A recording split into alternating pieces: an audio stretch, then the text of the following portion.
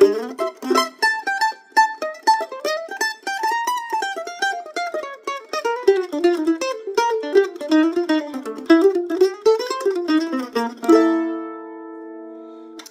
everybody, welcome back to Wayne's World of Mandolin.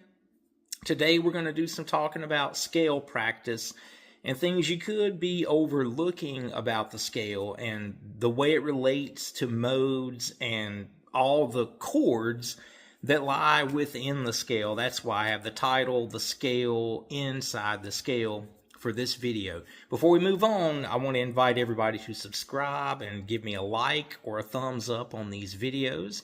If you want some Skype lessons, you'll find an email on me in the description, as well as some tab. I'm not gonna tab out individual phrases that I play or melodies or anything like that, but you will find the tab for the Eat Your Vegetables content of this video, and that's I think going to be a new theme for the channel. I'm going to refer to it as Eat Your Vegetables tab. But as we move on here, and also thanks to my students, again, that's the number one way I feel like that people support me, is to do the one-on-one Skype sessions, and I sure do appreciate it. So on to this thing that I've touched on here on the channel before, but this could never be overstated. So I just want to demonstrate it in the key of G. If we had our major scale, which you guys are going to be familiar with.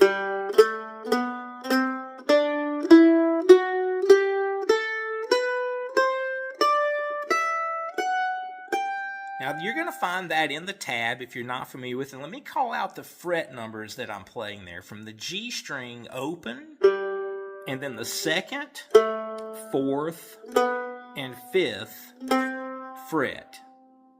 Now the D string is going to have exactly the same fingering. Open, 2, 4, 5. Okay, now the bottom half of the fretboard, it changes. Open, 2, 3, 5. And then we'll do the same thing on the E string.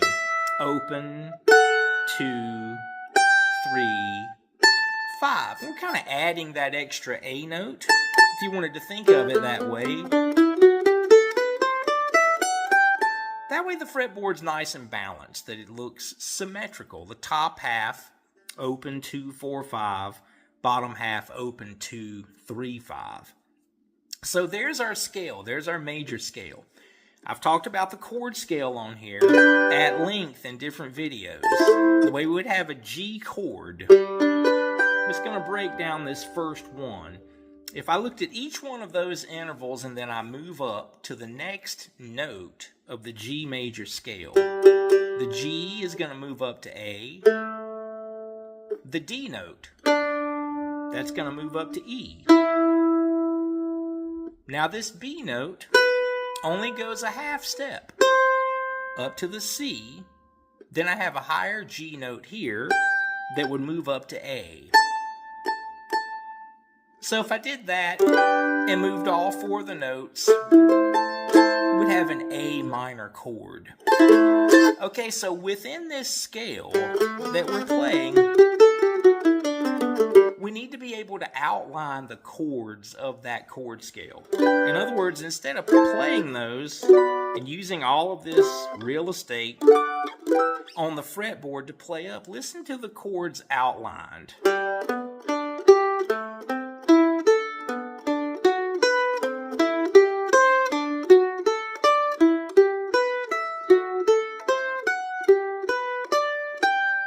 Hear the scale inside the scale. That's a really great thing to work on for ear training. As those notes fall on your ear and you play them in this way, you begin to build a connection to the fretboard that I think we might overlook or somehow not really establish as well if we haven't done this and become aware of the fact that that's what's happening inside of the scale. So I'm going to break those down, and this is going to be in the tab also. So G major. There's that chord, and it's built on thirds. We have a G note, then I'm playing a third above it. 1, 2, 3. Then I'm playing a third above that. 1, 2, 3. That gives me the intervals of the chord. G, B, and D.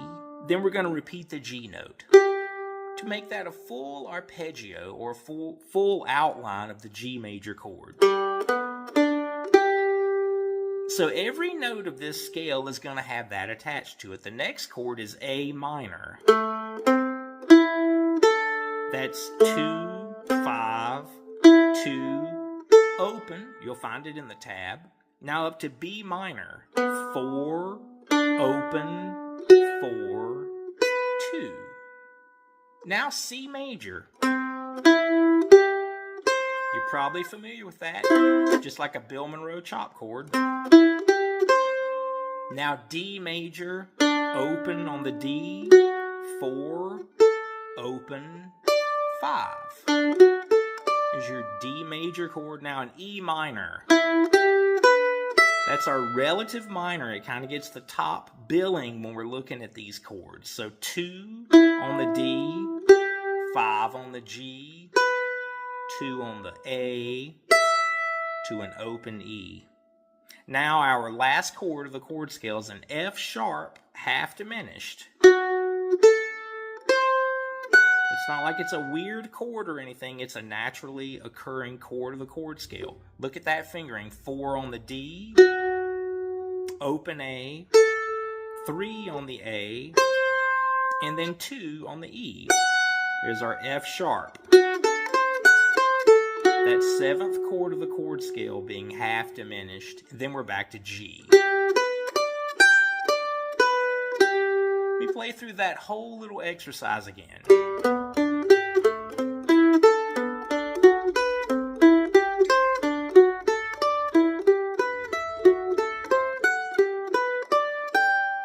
So there we have it.